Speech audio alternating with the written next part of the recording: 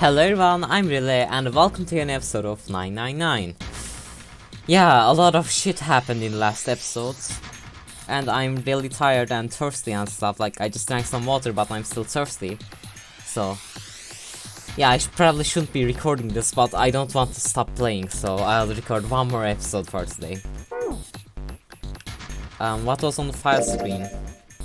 It said something was added here. A picture taken 9 years ago. Okay, it's the picture. Praying for the success of the Nonry projects with Nijisaki, Kubota, and Musashida.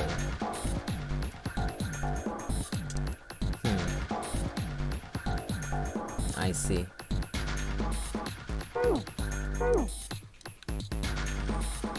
I guess I can go out now.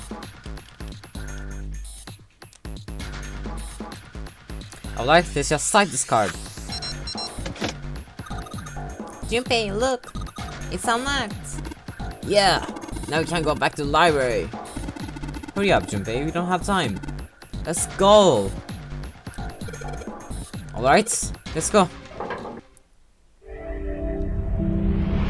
You found it! I think I accidentally skipped the animation again.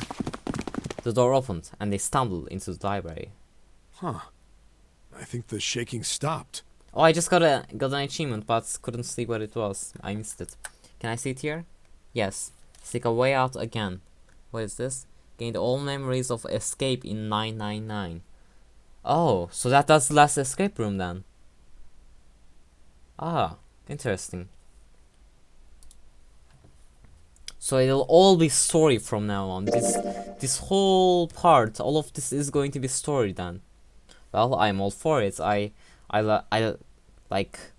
played these games for the story, not for the gameplay. And I'm pretty stupid at puzzles, so yeah. I like this. It would seem so, but we are yet to be out of danger. You're right. Let's hurry. They ran across the hallway. This exit needs the Uranus card too. Straight for the large metal door. Next to the door was the Uranus card reader. Hey, Junpei. Yeah, I know. They slid the keycard through and the door rumbled open. Alright, it's open. Let's go! Wait, the door there across the hallway. Okay, I see. Out of the library and into the hallway they ran. At the end of the hallway was a door. Junpei reached into his pocket to pull out the key as he ran toward it. Okay, Neptune Key, let's see if you work. He turned it. Yes! I think it unlocked. The lock clicked. As one, they shoved the door open and poured through it. Oh, yeah, it's here, obviously. In front of them was another great metal door. Above it was a metal plaque.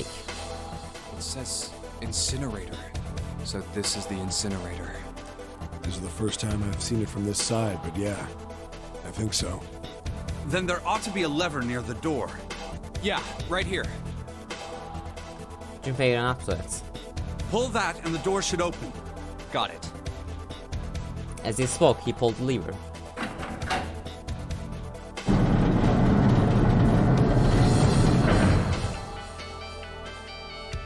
The motor in the door groaned as it slowly ground open.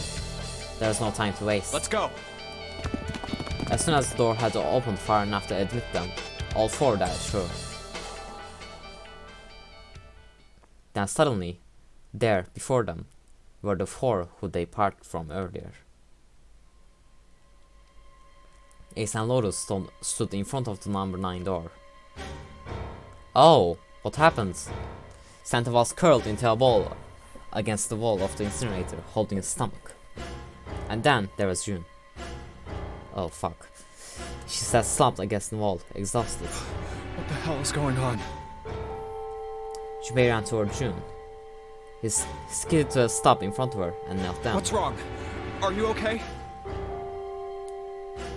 Her face was pale and her lips dry. What is that compression on the background? What the fuck?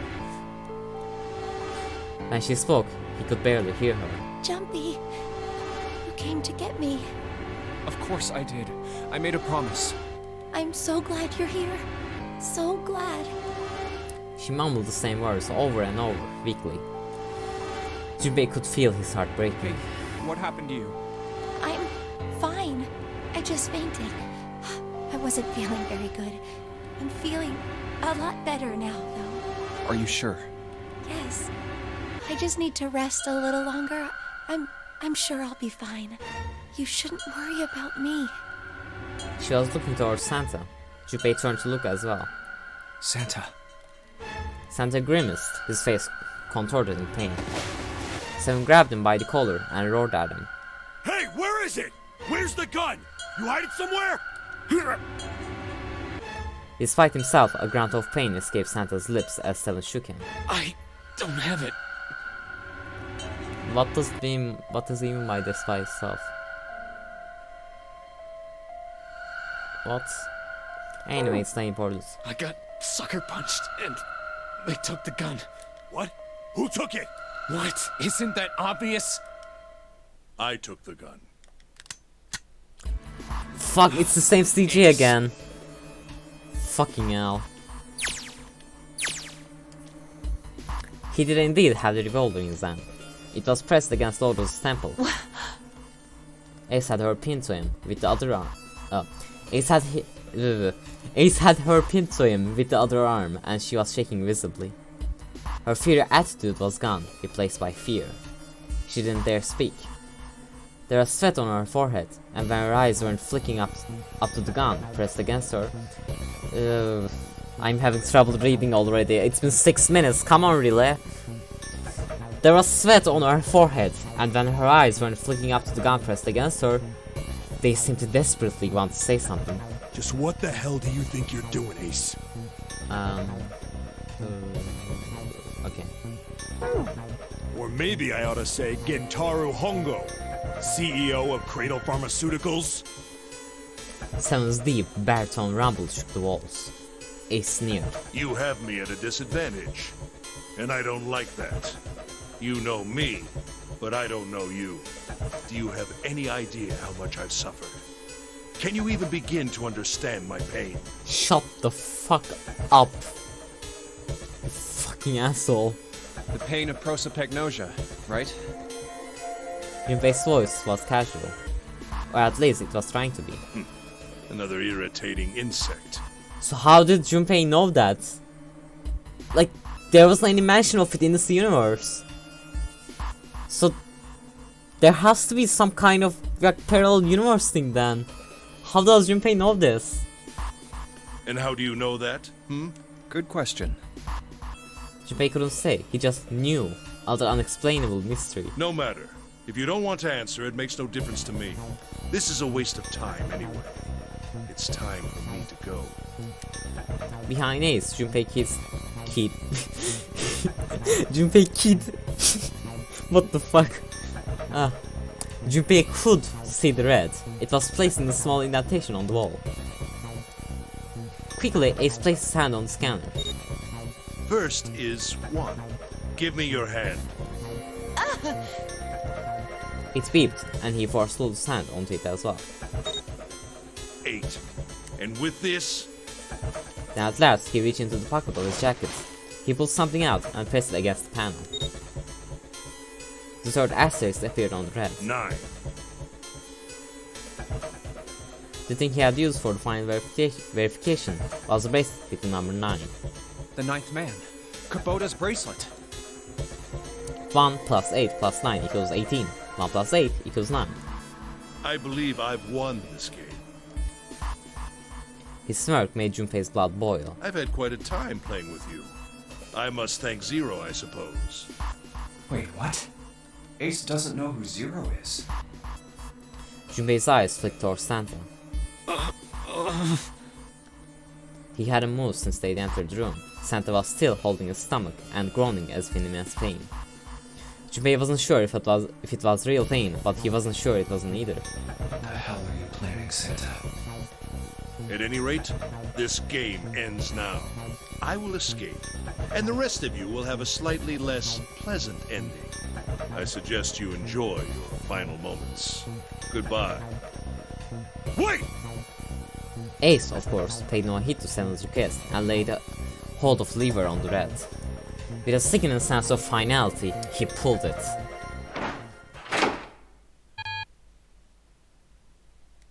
Oh, it didn't open. What? Why isn't it opening? One more time. Lotus tried to take advantage of Ace's confusion and managed to twist herself out of his grasp, but at the last second he grabbed hold of her wrist and shoved it onto the red. Now open! He waved the number 9 bracelet over the red and his own bracelet as well. I guess 9 wasn't 9 then. Interesting. He pulled the lever a second time. By the way, am I... No! Wait a sec. What is this? Why? Am I reading that right? Is it lever or lever? Or are both of the pronunciations correct? I don't know. Well, I'll just say whatever comes to mind at the time. The digital root should be 9! It has to be 9!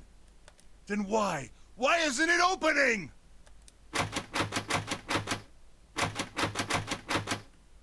Ace's fury and confusion had overridden all other thoughts. He had set down the revolver. It was just below the red. Now! Seven chose that moment to act. He moved far faster than a man of his bulk should have been able to, and he launched that blow straight at Ace. Ah! Oh, nice. But I missed the text. What was it again? Now, okay. I thought Ace said now, not 7, so I got confused for a sec there. I see. 7 chose that moment to act. He moved faster. Okay, I see. It was over before they knew it. No! In the blink of an eye, Ace was on the floor. He rolled onto his side, groaning in pain. Ugh. Lotus ran straight for Junpei. She darted around behind him and stuck her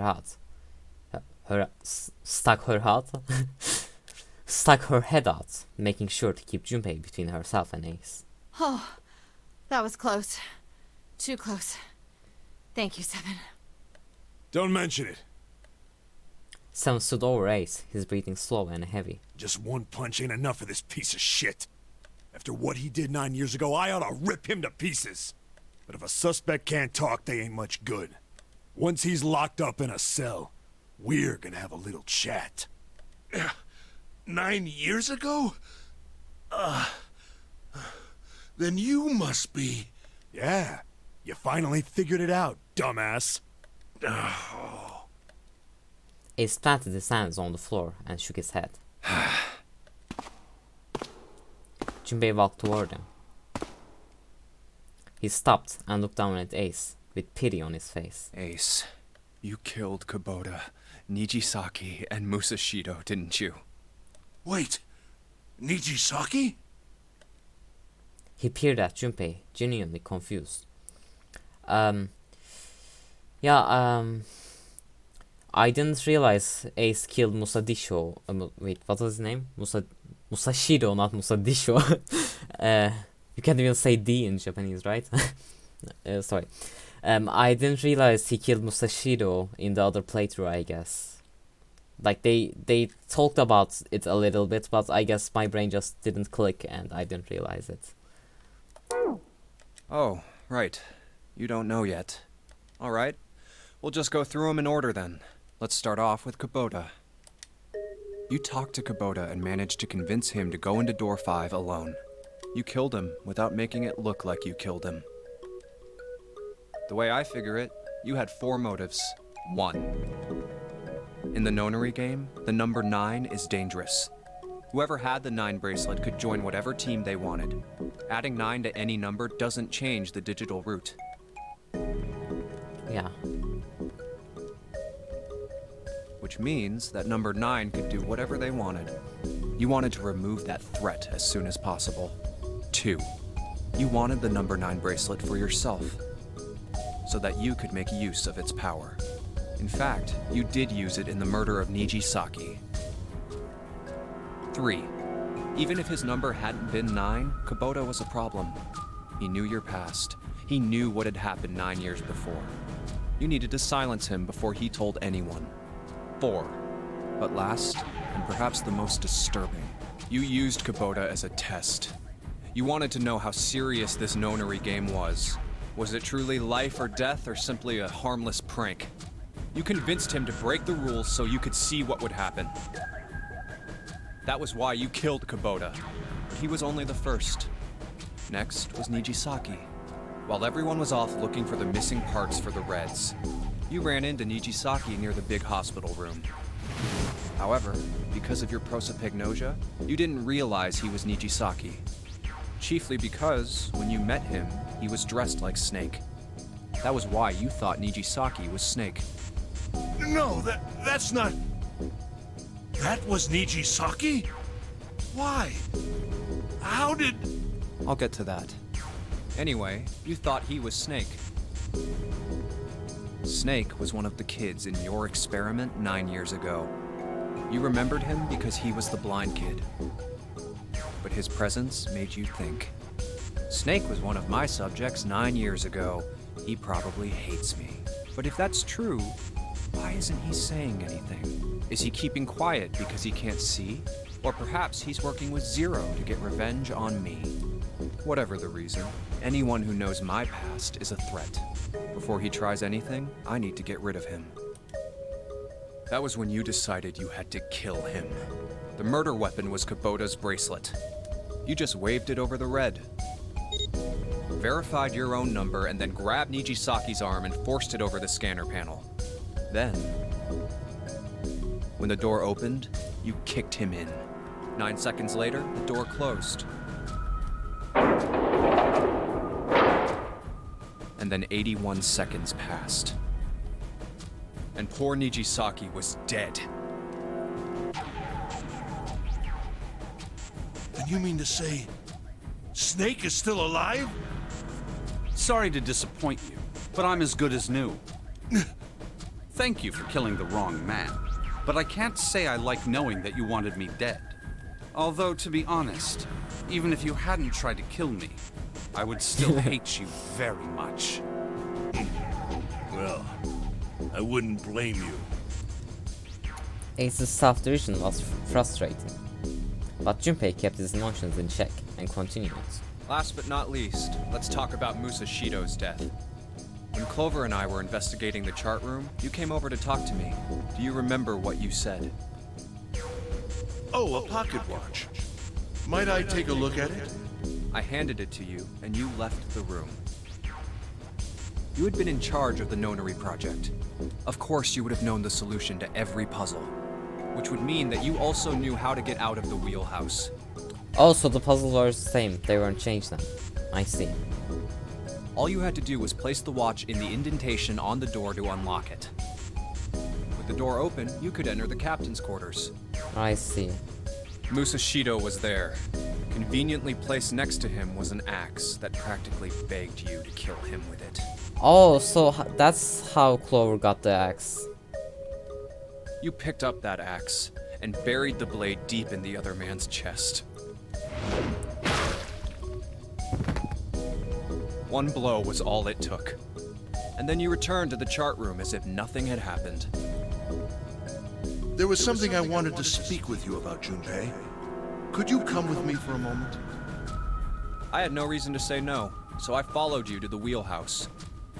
When we stepped inside, remember how you slipped your hand into my vest? You pulled out a piece of paper, the one I used to cheat during the vote. But that wasn't really what you were after. Your true purpose had been to slip the watch into my pocket. It wasn't a very good plan. Had way too many holes, and someone saying the wrong thing could have brought it all down around you. You must have been desperate. But what made you willing to risk it all to do it? Ace. So how didn't Junpei realize that he didn't get the watch back when Ace first looked at it? I don't know. I'm not going to question it, let's just read what they are going to say. That was the only thing Junpei had been able to figure out. Musashido's murder is the only one I don't understand. You obviously did it. But why? Because of this. Slowly, Ace reached down and pulled something out of his pocket. It was a folded piece of paper. What's with the paper?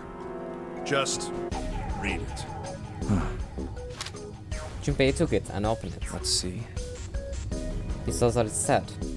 Number Truth. 1. Oh. I thought it would say truth had gone, but oh well. There are 2 ways you might survive this ordeal. The first is to win the nonary game. The second is for you to confess your sins of 9 years past.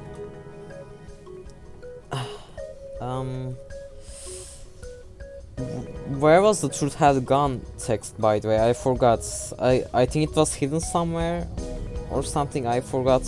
They explained it, but yeah, I don't remember. Anyway, there are 2 ways you might survive this ordeal. The first is to win the honor game. The second is for you to commit your sins of 9 years past. Huh. I have prepared a camera in the captain's quarters.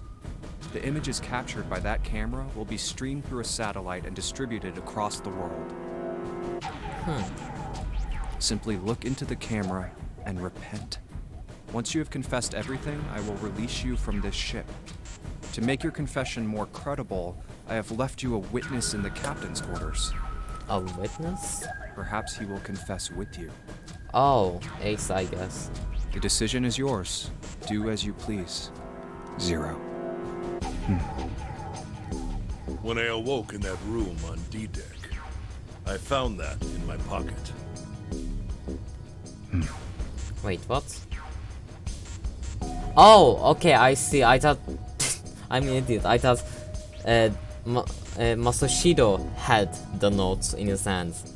Okay, it was Ace. I see. Okay. So that was what the camera was for. I guess they never explained that, and I guess this was why. I see. That was why I chose door 1 when we voted. If I went through that door, I knew I could get to the captain's quarters. As you said, I knew how to enter the wheelhouse. My plan was to find the pocket watch before anyone else. If I could, then my alibi would be set. At least, that was the plan. Unfortunately for me, you got to it first. That sleight of hand was the best I could manage on short notice. You meant to kill him from the beginning then? Musashido, I mean. I only knew Musashido was the witness after I reached the captain's quarters. Wait a sec, my cat is meowing again. I have to do what he wants. So I'll be right back.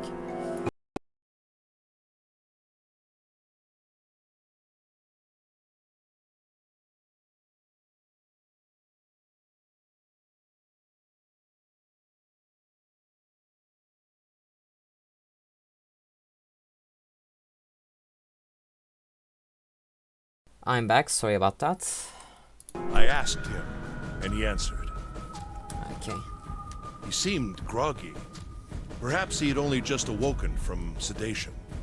I suppose Nijisaki was in much the same state. I see. He seemed confused and disoriented when I encountered him. But yes, you are correct. I intended to kill him from the beginning, even though I didn't know who he was. I proceeded to the captain's quarters in order to remove this so-called witness. I see. Ace had confessed everything. What energy had left with him? He had left him with the truth. Wait, what energy he had left him with the truth? And he sagged in. What energy he had left him with the truth, and he sagged on his knees. What? What does that sentence mean? That's a very weird sentence.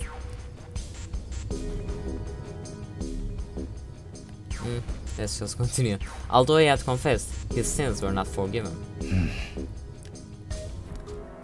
Wait, what's...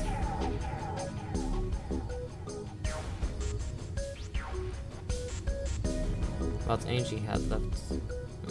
Oh well. Junpei felt his revulsion for the pathetic man on the floor near his feet. But in among the revulsion was a hint of pity. After all, Ace had not been the only person who murdered those 3 men. Junpei spoke quietly. Ace, You figured it out, haven't you? You were being manipulated. Yes, so it would seem. I was little more than a puppet, in many ways. Everywhere I went, everything was already prepared. The Reds in the large hospital room were dismantled. Nijisaki was dressed like Snake. There was an axe in the captain's quarters. Musashido was delirious from the anesthetic, so he couldn't fight back. Nijisaki as well. In retrospect, I can't understand how I could have fallen into such a simple trap. But yes, this was a trap. It was Zero's trap. And I fell for it, hook, line, and sinker. I did everything he wanted me to do. Yeah. By manipulating you, Zero was able to kill 3 people and keep the blood off his own hands. All of this was revenge for what happened 9 years ago. That's why this Nonary game happened. Am I right, Santa? Oh, so he's saying it. Junpei looked over at Santa. As Junpei spoke, he stood up, his legs still shaking. Huh? What the hell are you talking about? I don't know any... Ain't no point trying to play dumb anymore, Santa. Actually, I guess I should call you Aoi Kurashiki, huh? Santa's face was sad as he spoke. My memory came back to me, kid. You're Aoi Kurashiki, no doubt about it. Never thought I'd be back in this room talking to you. But hey, I guess this was all part of your plan, right? After all, the person who planned the Nonary game this time around was Zero. So, think about this. What if Santa is not Zero and he's just another participant? What if? Probably not. But what if? Okay, let's just continue. And Zero's you. Another game design. The person. Oh, Looks right. like you really do have your memories back, huh? Wait, what? Was Santa 0 in the previous game? Like, was his number 0 in the previous game? Santa's smile was sarcastic and something else. Well, I guess there's no point in hiding it then, huh? Yeah, you got me. I'm Aoi Kurashiki. I was one of the kids in the Nonary game 9 years ago. I made it out. So did Snake over there. But there's one thing... No, I guess there's 2 things you got wrong. Number 1, I ain't Zero. Fuck. Who is 0 then? Is June or something? What? Wait, what? Sure, I was helping Zero out, but I'm really more of an assistant, like a secretary. Oh, I see. But an assistant's only an assistant. I didn't come up with all this. All I did was follow Zero's orders. Then, if you're not Zero, who is? Calm down there, Junpei. Didn't I say 2 things? You made one more mistake. Junpei, you just said, all of this was revenge for what happened 9 years ago. That's why this Nonary game happened. Is it not revenge? Is it just another experiment or something? But that's not it. Revenge isn't the only purpose. Oh, isn't the only purpose, I see. There's another reason you guys were playing the Nonary game. To save someone. Huh? Save someone? Right. You were brought here to help my sister. What? To save Akane. What the hell are you talking about? Akane Kurashiki died 9 years ago in this room. I was there. I saw... Time travel? Or something? Parallel universes? What? I don't know what's happening. Suddenly, Seven froze. His eyes went as wide as dinner plates, and he spun around toward June. Junpei followed his gaze. What? She was gone. Where June had been, there was nothing. What the hell? Where is she? Where's Akane Kurashiki? Seven began to mumble to himself. A strange series of words strung together as if his mind wasn't functioning properly. His face was twisted with effort, as though he were struggling with something they couldn't see. So he just called June Akane Kurashiki. So is he getting like some kind of weird information to his brain as well? He gritted his teeth and pressed his hand against the sides of his head. Oh, my head! My head, it feels like it's gonna pop. Seven! What the hell is going on? I don't know. I don't know, I just... Oh! I swear to God, my head feels like it's about to explode! From somewhere far away, they all heard a deep, heavy noise. It sounded like a tremendous wheel slowly beginning to turn. Santa seemed to have entered an almost trance-like state. His words were calm and measured. What was the Nonary Project? I'm sure you know already, but I'll tell you one more time. It was a project designed to test a particular phenomenon. And what was that phenomenon? For two organisms to communicate with one another in the absence of physical contact. The morphogenetic field theory. Like, wait, wait, bear with me here. What if they are trying to use the morphogenetic fields to communicate through time? Huh? Huh? No? It's not it? No? Okay. Let's just continue.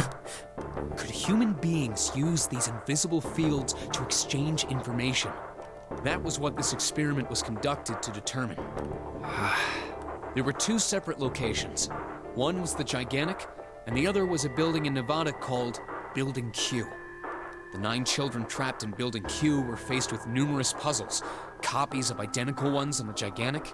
They were told to send their answers into the morphic field set and transmit them to their brothers and sisters on the Gigantic. The transmitters were put in Building Q, and the receivers were put on the Gigantic. Each sibling pair was supposed to be split up, but there was a mistake. Akane was a transmitter. She should have been in Building Q. However, for some reason, she was placed on the Gigantic with the receivers, like me. Perhaps she was mistaken for someone who was supposed to be in Group A. Whatever the case, Akane ended up on the Gigantic. I think I've told you enough. You get it, don't you? I'm pretty sure you know where this is going, Junpei. Where what is going? Don't play dumb. You know things you shouldn't. Things you couldn't. How did you know Ace had prosopagnosia? How did you know why Ace wanted to kill Kubota and how Nichisaki was killed? Okay, so maybe I was right. Maybe there was a bait. Maybe everything has an in-universe explanation. Maybe the explanation is there's just another group. Maybe. Or maybe there are parallel universes and stuff. I don't know. Let's just see the explanation. Were you surprised when you found out Ace was Hongo? And what about the coffin Snake was trapped in? How the hell did you open it? Well, that's... The answer to that is easy. He knew because I knew. Junpei was receiving information that I sent to him through the morphic field set. Who is I? It's simple, really. How do I know the alternate futures then? Imaginary river, that's fucking hell, it is, there are like different timelines, different universes and stuff. It's funny how I use the word timeline in the series. There are like different timelines that happen, and morphogenic fields can transmit information through timelines. And then I guess what they are trying to do is not just communicate information between timelines, but also to an older time as well. Fuck. Okay. Imagine a river that splits in two, like an upside down Y. The river flows from top to the bottom, from a single stream into two branches. It only flows in one direction. It can never flow backward. Information is the same way. It moves from the past to the future, but never flows backward. That's why people at the river's source, in the past, will never know about those downstream in the future. But the people downstream will never know about one another either. Information only flows along the path of the river. But I am different. I can manipulate the morphic field set to pluck knowledge from the future. I know what happens on either fork of the river. Even though the people on the fork know nothing about one another. Now, who am I? I am I, the ninth letter of the alphabet. But I am also 0. No, that's not true. I'm not real 0, not yet. Perhaps you could say I am less than 0. 0 is my future. In 9 years, I will be 0.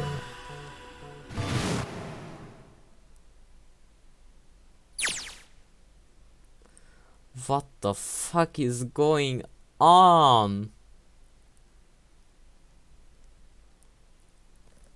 Okay, so I just want to talk about something.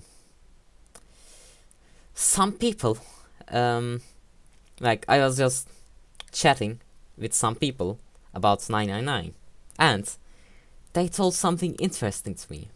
They said the DS version of the game did some scenes near the end better. I was not sure how that could be. I just wasn't sure how that could be. Like, what benefits could DS's 2 screens have on a game like this, story-wise? And I guess we get our answer. In DS, this was probably like 2 screens, like one of them less than 0 and one of them Junpei or something. Or one of them past and one of them future. I guess they probably did it that way on the DS version, I'm guessing. I don't know, I never saw it, so... Yeah, interesting. Let's continue. Where'd she go? June. No, Akane. Where'd he go? Santa! Why is Clover... Oh shit. Freeze. Oh. Santa's got the gun. Guess he picked up when we weren't watching. Looks like he's turned the tables on Ace though. Wonder how he likes having a gun to his head. Get up. Oh. I've actually seen this scene on Twitter. Like this CG. I've seen the CG on Twitter. I was wondering when it would come up, but I guess it was going up now. But I didn't see Ace here on the Twitter image. It was either the cropping or I was just blind, I guess. But I only saw Santa and the gun on the Twitter image. Anyway, let's continue. Sure isn't about to take the gun off him for a minute, is he? Ace isn't putting up any kind of fight. I mean, I don't think I would either, but he just looks drained. I guess he's going for the door, huh? He doesn't need to verify to go through that door, but... Hey, what's your plan, Santa? What are you doing? He can't get through any numbered doors with just 2 people. What the hell is he thinking? Didn't I tell you? I'm Santa Claus. It's time for me to go make a wish come true. That's it? That's all he's gonna give us? What the hell does that even mean? Shit, they're out.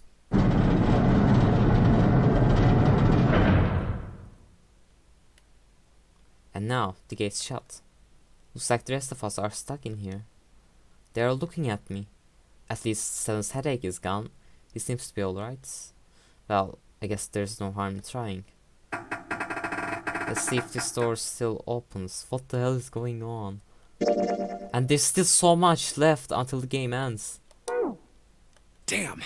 Well, it looks like this door isn't opening anytime soon. Oh, you mean we're trapped? So it would seem. What the hell is Santa trying to do? Oh my gosh. Oh my gosh, what? Have you considered where we are? There can really only be one thing Santa would do now. What? No, you can't be serious. I don't get it. What is going to do? Oh, but he is. Shit, we gotta do something. What is he going to do? Maybe we can still get out through door 9. There's red. Yeah, alright, we can do this. I just gotta... No, it's not gonna work. There's no way. The 5 of us can't open this door. 2 plus 4 plus 5 plus 7 plus 8 is 26. 2 plus 6 is 8.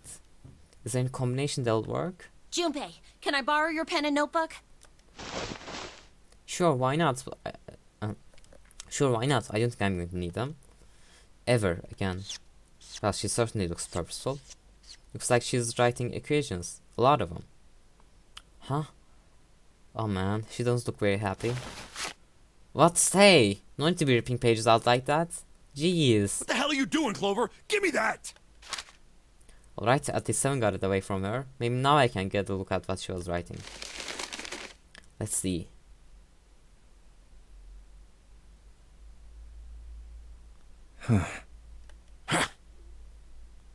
So, wait. None of these equations have June in them. Huh. What? And there's no other way? Lotus. Looks like she'd figure it out though. Man, this is just too cruel. It's okay. Go. Lotus. Come on, you know we can't do that. Don't give me that. I'm sure you'd love to get rid of me. God damn it, you idiot!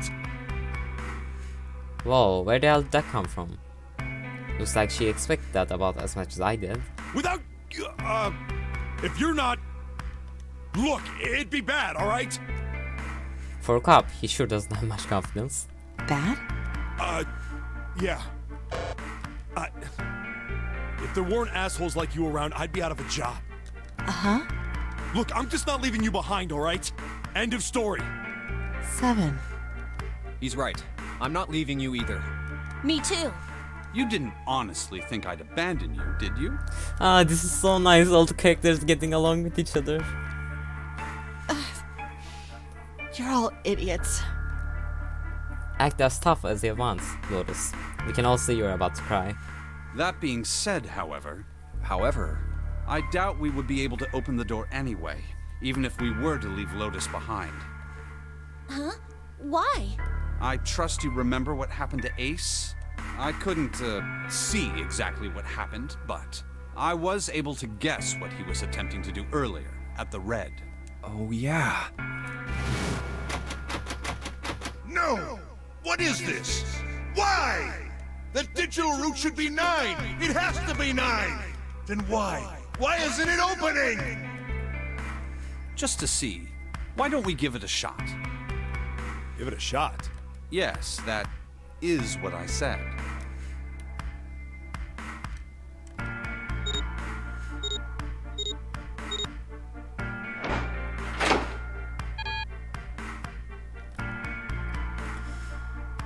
You were right. It ain't opening. But it did open 9 years ago. The digital route was 9 then, I'm sure of it. You think maybe they changed the settings? Perhaps. Shit, if you can't get through the door, we can't get out. I think the difference is the incineration thing is not enabled right now. The walls are way too high. There's no way in hell we could get to that hole Seven popped out of 9 years ago. All we can do is stand here and stare at the store with the 9 on it. I guess this is it. This is the end.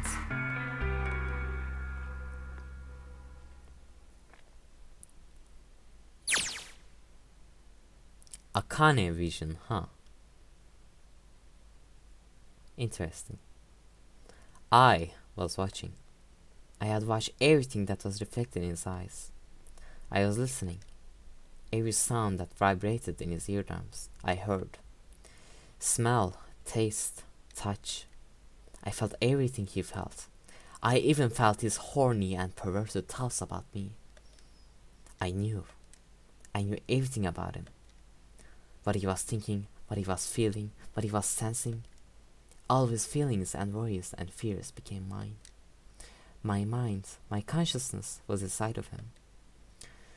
Through the morphic field sets, we were resonant, and we were as one. I was him, and at the same time, I was an observer. It started with a tremendous noise like a clap of thunder. That was approximately 9 hours ago. A bomb had gone off on the ship we were on. That was when my resonance with him began. My resonant event melted into him, and we became one, inside of Junpei. Somehow I found myself in Junpei's mind 9 years in the future. But I didn't lose myself. I was living in two realities at once. One was the present, and the other one was the future. Perhaps you can think of it as if two movies showing on the same screen at the same time. I guess this is the point. This is why these scenes are done better in the DS version, I guess.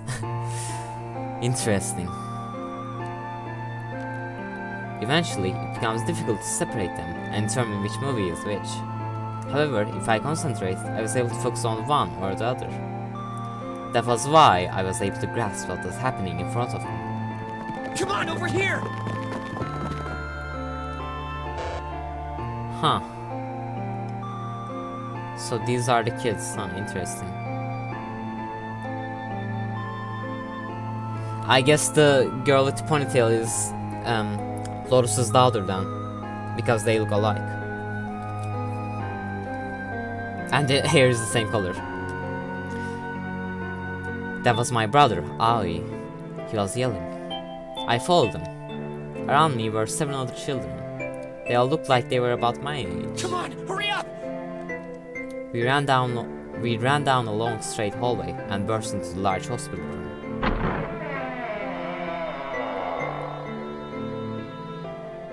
I guess I was kinda right about it being a bait. It's not about our other playthroughs.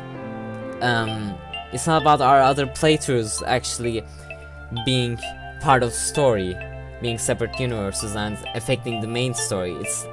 I guess it's more about, yeah, it's a bait, but there's also separate timelines as well. It's kind of a confusing mess, but I think you get what I mean. Anyway, let's continue. Everyone was arguing. 2 of the boys got in a fist fight. A girl was watching them began to cry. I wanna go home, she cried. I wanna go home.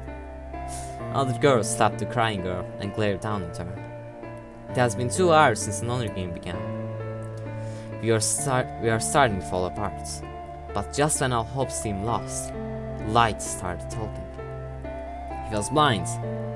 9 years later, we would call him Snake. Hello, everyone? Could you come over here for a moment? He was older than most of us, and his voice had authority and dignity. The fights died down, and we gathered around him. I have a little sister. She is very important to me. Right now, she is over in Building Q, and is desperately trying to send information over to me. Her name is Clover, and today is her 9th birthday. Is Clover her real name? Huh, interesting. But that's a very nice name, if it really is her real name. And 9th birthday, interesting. As he spoke, he pulled something from his pocket. Wait, does that mean Clover is 18 years old in the present? She's legal?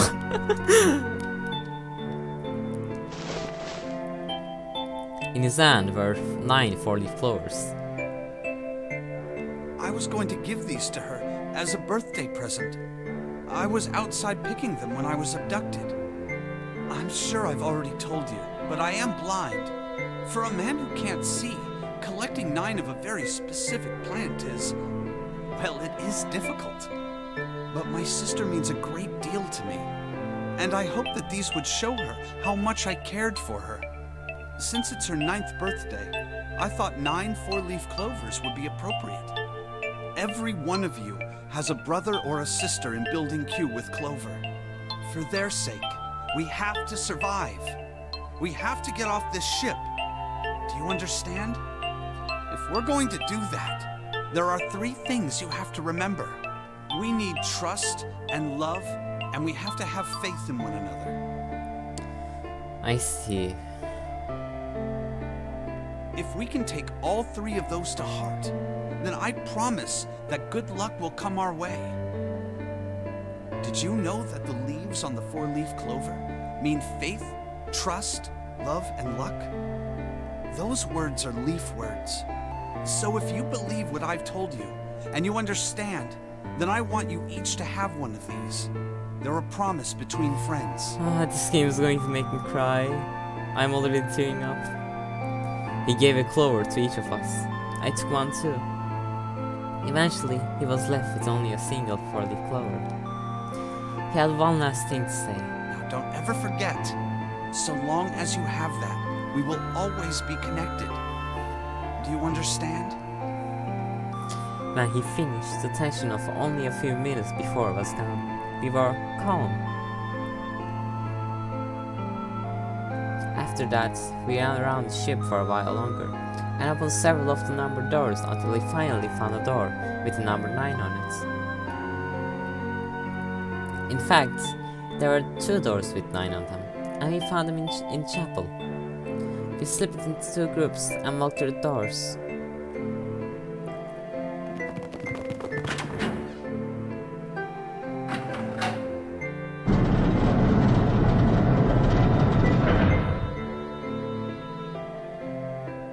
Before long, we all found ourselves in a room with a ceiling that looked like an upside-down funnel. For some reason, this room had another number 9, but this time it was the only one. It was the only one with a number. Huh. Interesting. But if there was only one door, that meant only 5 people could escape. What are we gonna do? There aren't any other doors. He began to panic. Then, as if things had not gotten bad enough already,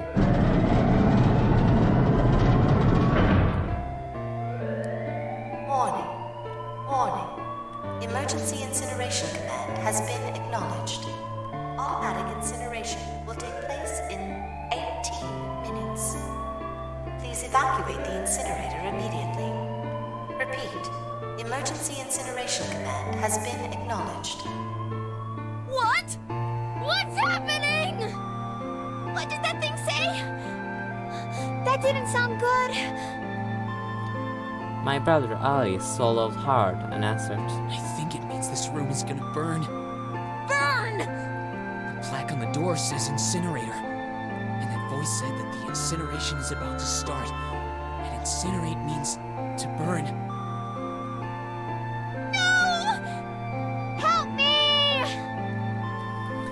Abject terror filled the room, as everyone began to scream and cry. Every pair of eyes were filled with despair. Then, high up on the wall, a door opened, and a man appeared. He was a huge, fighting mountain of a man, as large as a bear. 9 years later, we would call him Seven. Don't worry, kids, I'm not your enemy. I'm one of the good guys. I'm a detective. I'm here to rescue you. The rest happened just like Seven had said it did. The 4 of us who had stayed behind were saved by Seven. We crawled through the vents away from the incinerator and slid down into the hall. We came out on the other side of door 9. On the wall opposite the door was a set of double doors. We went through those and began to run up spiral stairs. As we ran, I led the way. Behind me were Nona, my brother Ali, Snake, and Seven. The other children, the ones who'd gone through door 9 before us, were abed. I could hear them cheering each other on. We ran and ran and ran. We leapt across as many stairs as we could and kept running. The stairs spiraled upward like a tornado. Eventually, I pulled ahead of the rest. Perhaps Nona had slowed them down. I didn't want to lose them, so I slowed down as well. I didn't stop, but I glanced over my shoulder from time to time to see if they had caught up. That was when I realized. Oh no, where is it? Did I drop Jumpy's present? Jumpy's present, huh? I knew I had with me when we passed through the vents. Then, had I dropped as they slid out? I had to go back. I had to. But I knew I couldn't tell the others. They would stop me, I was sure of that. I didn't stop to think, I simply moved. I ran to the central hall. Central hall? I ran to the central hall, the room that connected to all the other areas of the ship. I hid in the shadows, and moments later, I felt a rush of wind as they ran past me, up the staircase.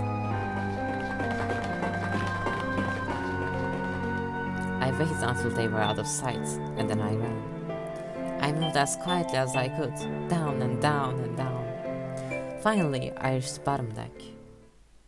I ran into the hallway and looked around frantically. There it is! It was just where I thought it would be, sitting under the opening of the vent. I ran over and snatched it from the floor. But as I ran back towards the stairs and freedom,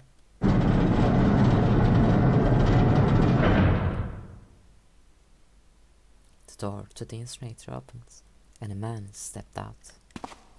It was Hongo. Gentaro Hongo.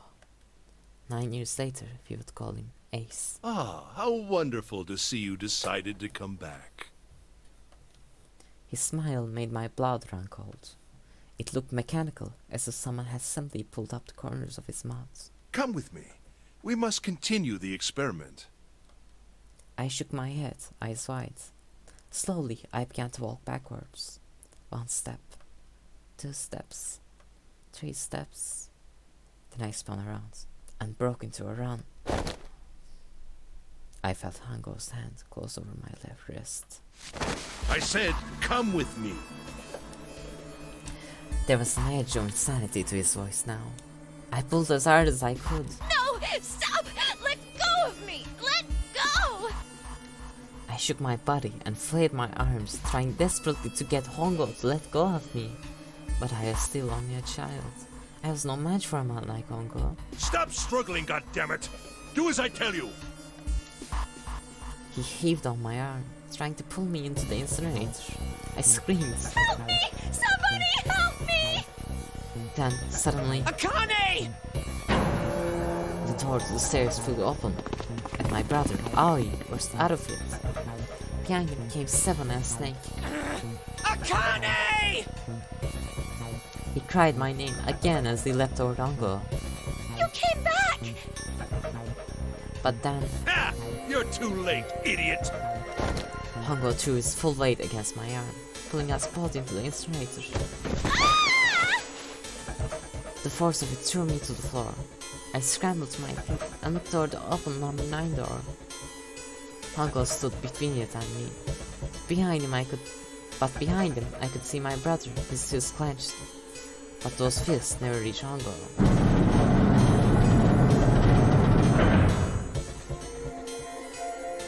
With the cold, hard screech of metal on metal, the door slammed shut. Hongo glanced at me mechanically, his face registering that there was an object there, but not anything he would consider a human being. Then he turned away and walked to the red that sat next to the door. He reached into his pocket and removed 2 bracelets. He waved them both over the scanner panel. 2 asterisks appeared on the red. He checked the screen, then tossed the bracelet carelessly onto the floor. What was he doing? What was the point? He made no effort to explain himself, of course. He said nothing at all, and walked past me as though nothing. I'm tired. My mouth, my throat. I'm so tired. But I need to go on. I can't stop now. He said nothing at all, and walked past me as though I were nothing more than a rock by the roadside. A few moments later,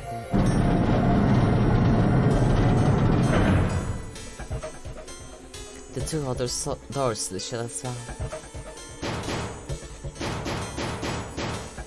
Faintly, I could hear someone pounding on the door behind me.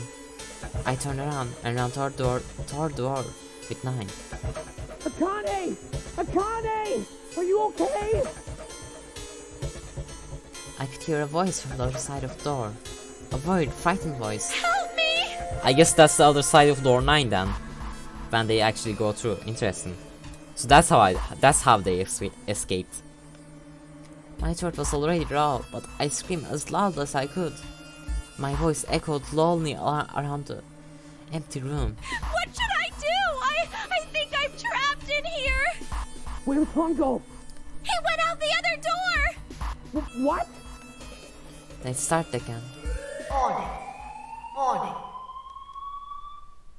Emergency incineration command has been acknowledged. Incineration will begin in... We are Junpei again. Interesting. My mouth can finally rest. I don't need to do the girl voice. Ah, I'm so tired. I'm so thirsty. Ah. Anyway, let's continue. 18 minutes. Please evacuate the incinerator immediately. There's still a lot. Wow, okay. Holy shit! Man, I knew what I was gonna say, but this is one hell of a creepy voice. I knew it! It's starting. Santa started the incinerator. Fuck! Man, I never thought I'd hear that damn voice again after 9 years. What the hell? What the hell? What in God's name are you talking about? It's 9 years this and 9 years that, and when it's not 9 years something, then you're talking about some sort of fucking experiments. You aren't making any sense. Yeah, I guess Lotus doesn't know anything about this stuff. Or these things. I'm sorry, Lotus, but we really don't have time to explain it right now. I promise, I'll tell you everything once we get out of here. But... Incineration will begin in 17 minutes. You know what that means, right? Incinerate means burn! what kind of idiot do you think I am? I know what incinerate means. Well... God damn it! Okay, fine. I won't ask anything else. Talk about whatever you want. By the way, I gotta say, like, I bitched about this game's voice acting in the past, but it's gotten much better these last, like, 10 hours or so. It's gotten so much better. But you have to do something for me. 7, figure this out. What? Why me? Just shut up and stop this thing. How the hell? There has to be some sort of emergency shut-off button. There isn't anything like that. How the hell do you know? Because I looked for it 9 years ago. Yeah, Lotus isn't happy about that. Can't really blame her. Wait. The floor, it's moving.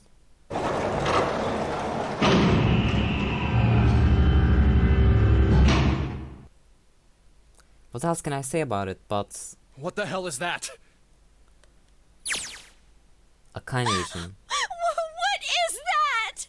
What is that? What else could I say? What else could I say? The floor opened and a machine rose up out of it. It looked like a computer. At least it kind of did. There was a monitor, a keyboard, and a cross-shaped device of some kind. Something about the machine scared me, but I forced myself to walk up to it. I know I'm ruining the moments, but I gotta be AFK for a second again. I'll be right back.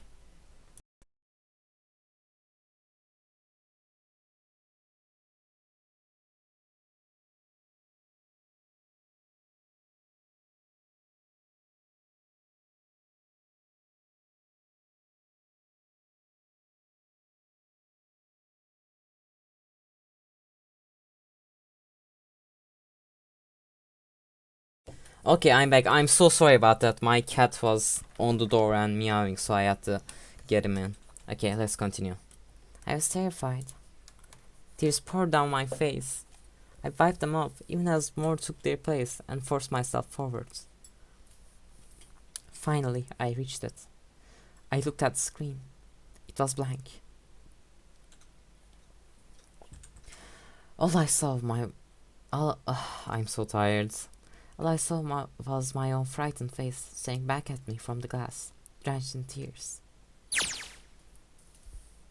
All I can see on the screen is a reflection of my own face. I'm looking kinda freaked out. I know I am sweating like crazy, but seeing it kinda drives it home. Okay, Junpei, just calm down, alright? Everything's gonna be okay. Man, I wish that thing would just shut up. Incineration will begin in... I'm guessing this was all done on 2 screens at the same time. On the DS version. I'm guessing that's how it was. So I wish they actually split the screen in this version too, but I guess this is okay too. 15 minutes. Alright, back to this thing. If it's only showing up now, then it's gotta be important. But what the hell am I supposed to do with it? Hey, move! Oh, of course. Of course, Lotus would know about computers. Ah! Hey, we're all tense, lady. That doesn't mean you get to shove people around. Okay, it's turned on. There's nothing on the screen, though. Oh, this is bad. This is really bad. If there's nothing on here, how are we supposed to do anything with it? It's turned on, okay. Sure, I'll just push buttons. I'm sure that'll... One last puzzle, huh? Huh, well, it is on now. What's on screen, though? What is this? What's up? It looks like some sort of puzzle. It's got a bunch of numbers and letters scattered across a 5x5 grid. Numbers range from 1 to 8. Do you think that if we solve this puzzle... The incinerator will stop? Yeah. Well, we can hope, right? Alright, puzzle, how do you work? Ah man, that goddamn voice again. Incineration will begin in 13 minutes. Shit, 13 minutes. Can we really do this? I'm guessing the answer will be like Junpei will need to transmit information to Akane and Akane will need to transmit information to Junpei. I'm guessing that's what it is. My heart feels like it's gonna pop. My heart was pounding like it was about to explode. I stared at the puzzle on the screen. I was sure I had solved it somehow, but I had no idea how. My connection to Junpei had been gone for a while. His mind was gone. I couldn't get any more information from him. I felt a second stick by as I stared at the screen, completely lost. My cheeks felt hot as tears poured over them. Then I heard a voice. Hey, what are you doing? It was muffled. I turned around.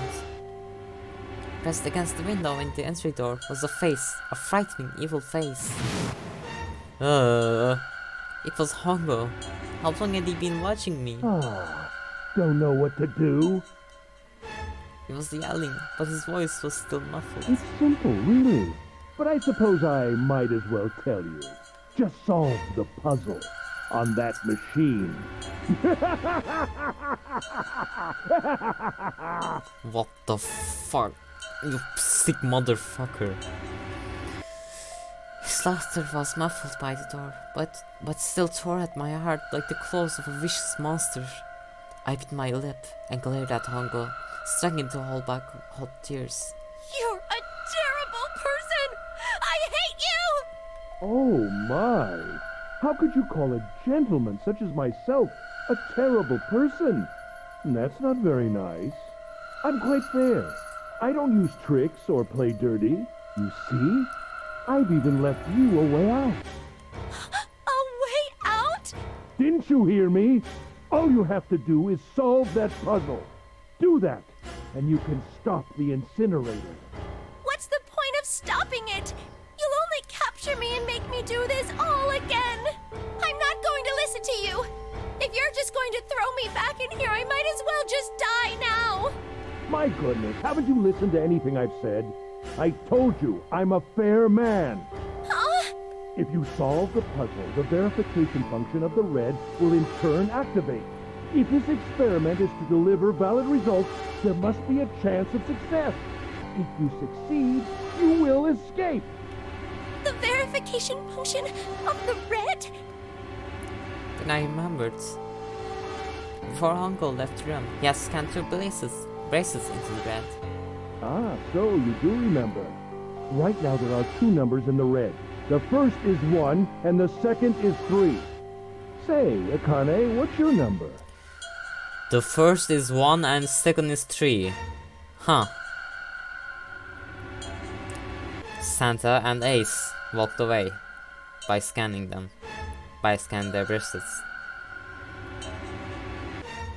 So I guess, yeah, Santa was not 0, and his bracelet number wasn't 0 either. I see. I looked down at my left hand. The face of my bracelet showed a 5. 1 plus 3 plus 5 equals 9. I answered the door with the 9 on it. I grabbed red and put my hand against the scanning panel. You really aren't one for listening, are you? I hear Hongo's muffled voice from across the room. I've already told you, didn't I? Once you've solved the puzzle, the verification function of the red will activate.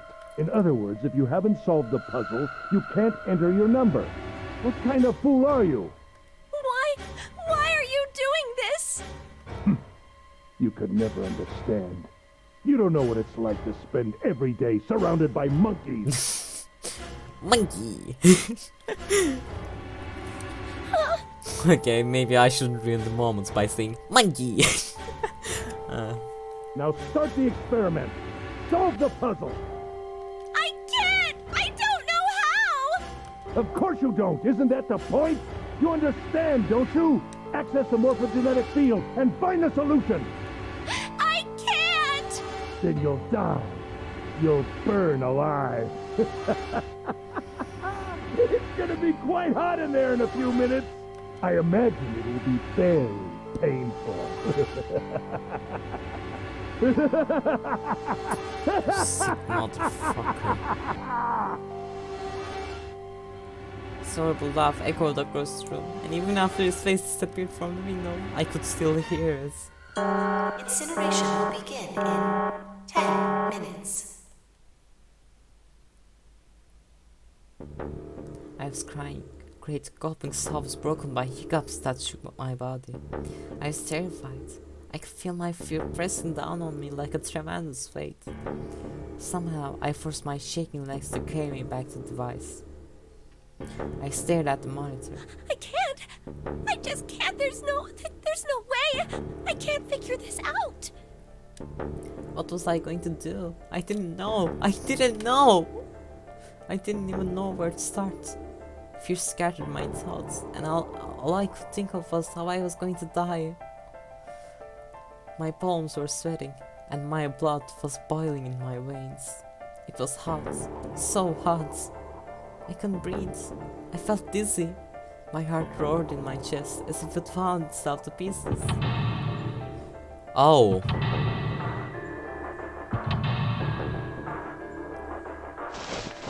I reached into my pockets. I wrapped my arm. I wrapped my hand around the thing I come back to get. The doll Jumpy had given me. At least I had that. I held tight with both hands and prayed. Help me! Jumpy! Help me! Help me! Help me! Jumpy! Jumpy! Jumpy! Please! Help me! Jumpy!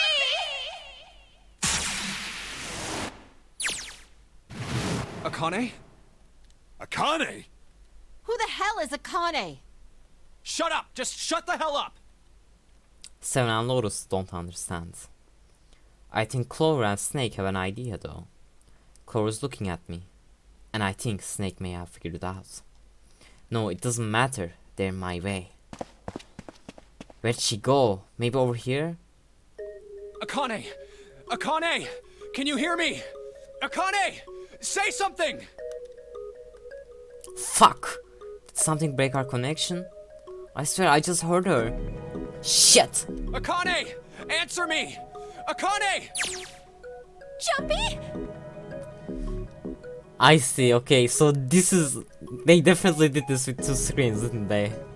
Holy shit, this is so cool though, like... this is... Yeah, this is so cool. I spun around.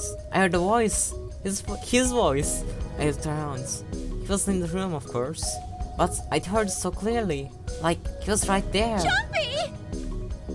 I screamed as loud as I could. Akane! Jumpy! That's her. She's there. Damn. That means... Akane! Akane! Oh, I see. Akane, are you gonna incinerate right now? Yes, I am! How did you know? I couldn't believe that he knew that.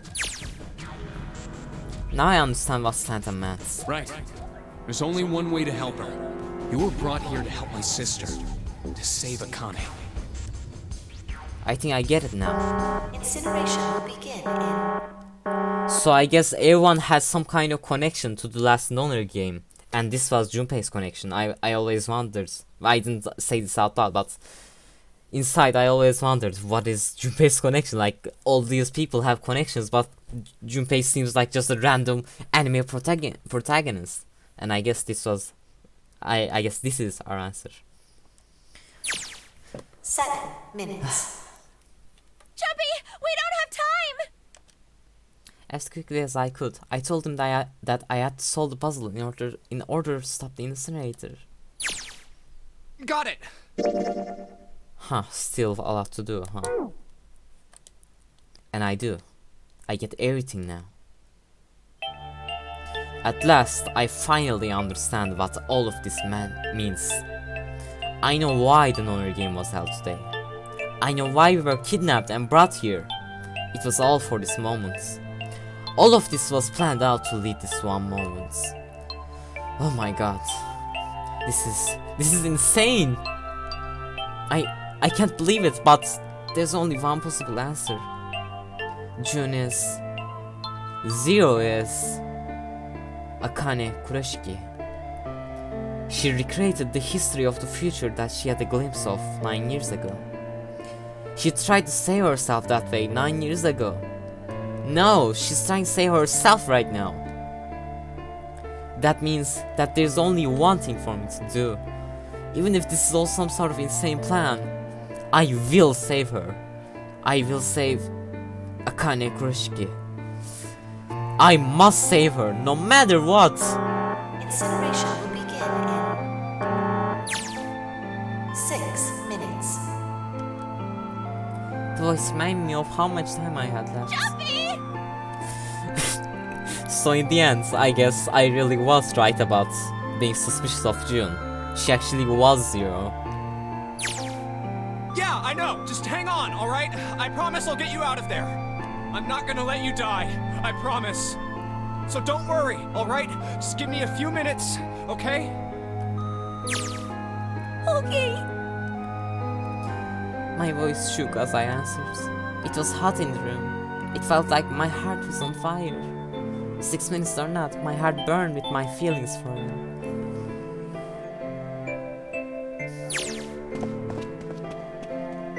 Now the actual question is, how did she recognize the post-puberty Junpei's voice? Okay, I'm gonna stop. Alright, time to get to work, Junpei. Is Snake talking to them about something? Whatever, it doesn't matter. Get out of my way! Hey, what are you... Just trust me, okay? Sorry, Lotus. I didn't mean to snap, but there's a lot more at stake here than your pride. I apologize later, alright? Now, let's have a look at this thing. We've got numbers all over this grid. I think the panels are out of order. So I just need to stitch these out? Saying that isn't going to accomplish anything. I just have to try it. Just think of what I did all those times before. I'm gonna do this on my own, with my own mind. I'm gonna solve this problem.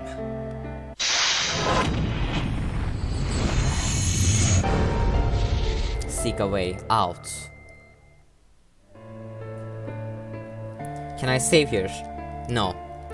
I was going to end the episode here, but I can't save, so you lucky bastards. I'm going to continue.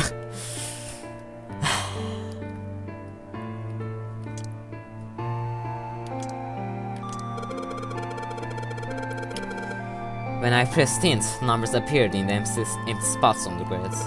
They're all single digits. I get the feeling the numbers change when I switch out the yellow squares. But the square at the bottom, why does it stay blank when I press hint? Pressing the button again to make the numbers disappear. Looks like I can turn them on and off. Then is there some special meaning to there being 2 modes? What could it mean? When I flip the hint off, all the empty spots look like the one in the bottom right. Does that mean they're supposed to match? Maybe I need to make all the numbers in the squares the same. Maybe I need to make all the numbers in the squares the same. I see. If I switch out a yellow square, numbers that show up in the hint change too. It looks like the numbers are affected by the adjacent squares. For example, when I switch out 3 with 5, the hint number is increased by 2. I bet the hint just adds up so many numbers. So I guess the letters are hexadecimal then. So I'm guessing I have to make all of them a 9. So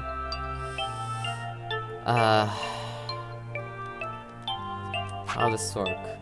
I see. Okay. So I need to increase this by what?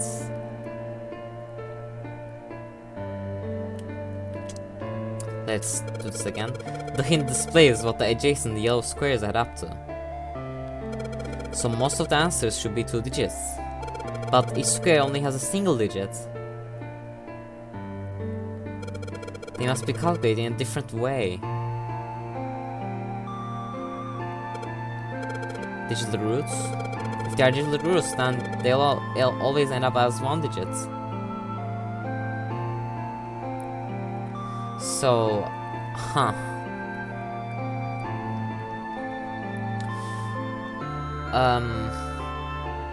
if I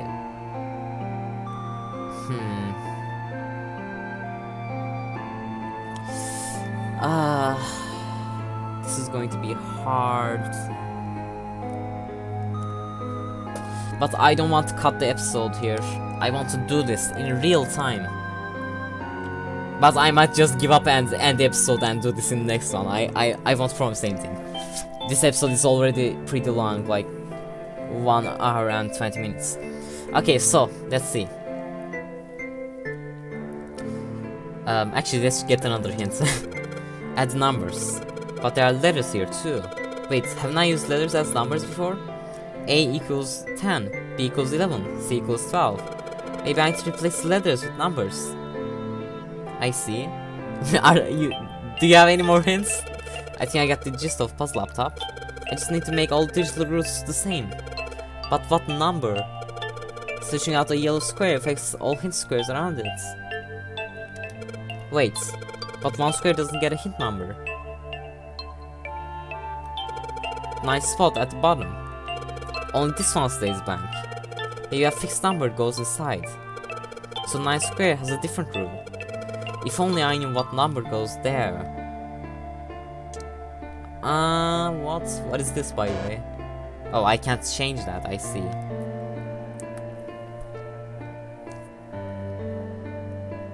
Huh. So, let's see. I don't want to just calculate what are these in hexadecimal. It's gonna take too long. Like, is there any way I can just look that up somewhere?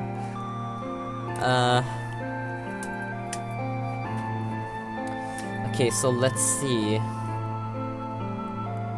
What is R in hexadecimal? Let me just actually look these up, because it's gonna take too long if I try to do these calculations on my head, in my head.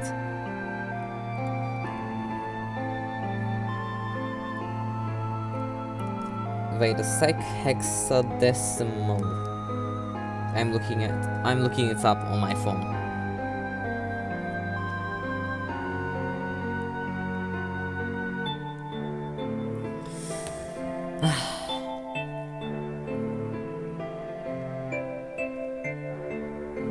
I hope this doesn't have a timer, by the way. If it does, I'm fucking screwed.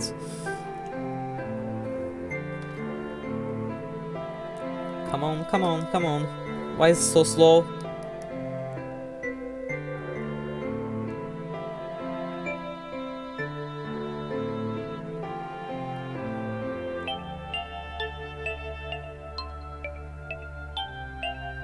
Wait, what the fuck is this?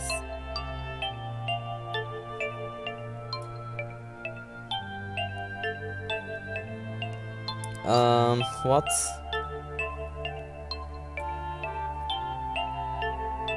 I'm just reading the Wikipedia page and this doesn't make any sense.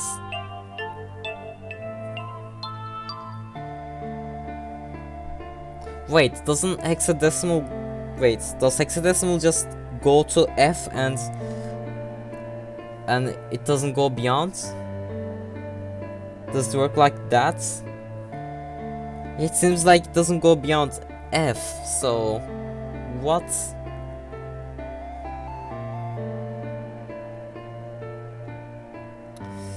Huh. Weird. Okay, so... A is 10, huh? What is P? Maybe I have to switch the non-hexadecimal letters with numbers then? Maybe? So... a 3 goes here, I guess. And... let's put like 5 here. I'm just going to switch out all these first. Okay, so wait, what?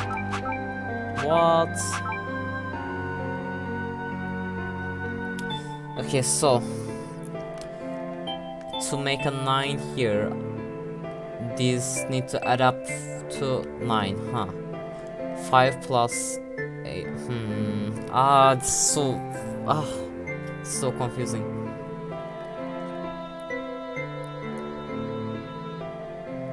Do you have any more hints, Junpei? No. Fuck. I'm changing so much, it's just getting messy. Maybe I should reset. It'll set everything back to its original state. Oh, wait a second. Everything is in its original spot. Something lights up in the bottom squares. It sounds like it should be a word. What? It should be a word, huh? What could the word be? It can't be all eyes. So, what word has S, W, R, A, and O, and D in it? Sword, but that doesn't have A or P. Password. Password.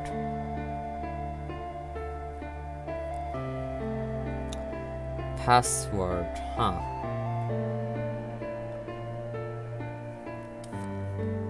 Then I see.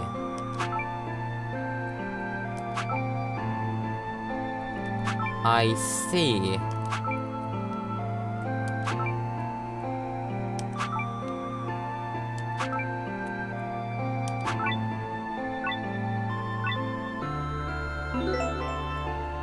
That was easier than I expected. Success. Please enter password.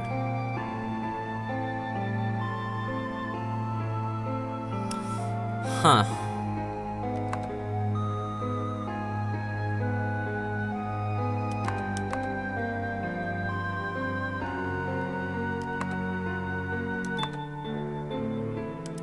I'm guessing it's all eyes. Let's see if I'm correct. Fuck. What is the password then? I don't know what the password is. Is it just password? Let's try. Probably not, but no harm in trying.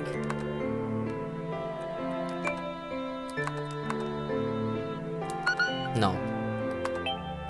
What is the password? 999 maybe? No. Password. I'm inputting a password now. Then, are there any hints? What the hell am I supposed to put here?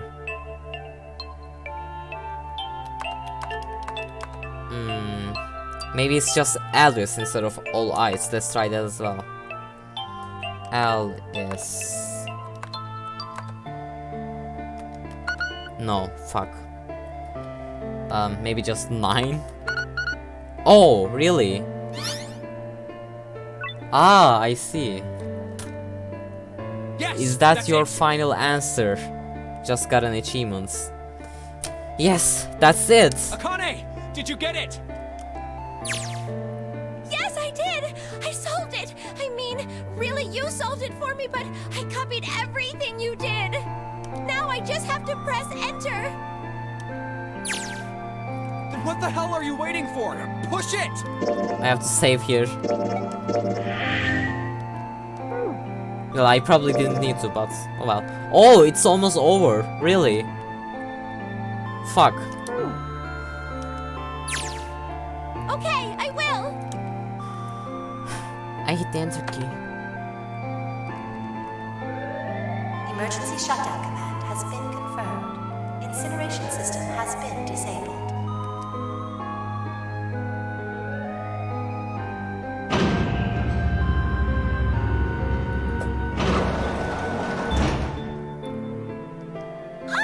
Jumpy!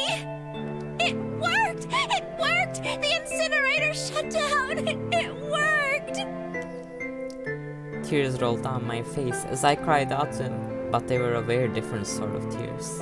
A wonderful feeling of accomplishment and relief flooded my body. At the same time, what strength I had left disappeared, and I collapsed to the floor. For a while, I just lay there, laughing and crying and enjoying being alive. Every time I thought about him, I thought my heart would burst. Whew.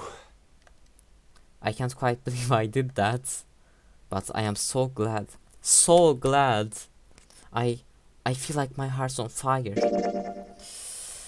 And I feel like it's time that I end this episode. It's been an hour and a half, and I'm freaking tired. So yeah, thanks for watching, but I'm ending this episode here. See you in the next one, and bye.